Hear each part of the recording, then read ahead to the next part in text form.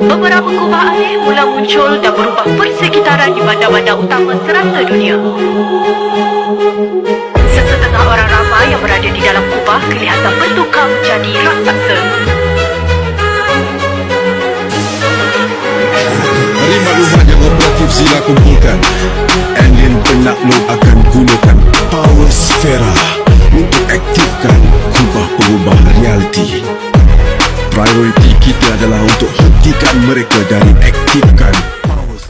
Tengah plan mundur tadi. Katakan aku mati, aku jadi juong, aku kicking. Siap.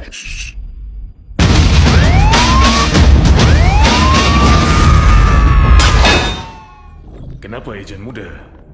Tiada calon yang lebih baik? Kau rasa dia boleh? Kena bolehkan. Satria masih belum diluluskan. Sebab itu kita perlu nampakkan hasil dalam misi sebenar. Aku dari unit khas PDRM. Aku adalah polis yang tangkap polis.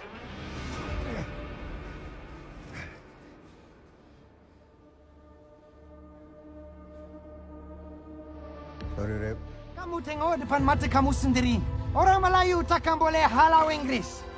Kerana bangsa kamu adalah bangsa yang berpecah belah.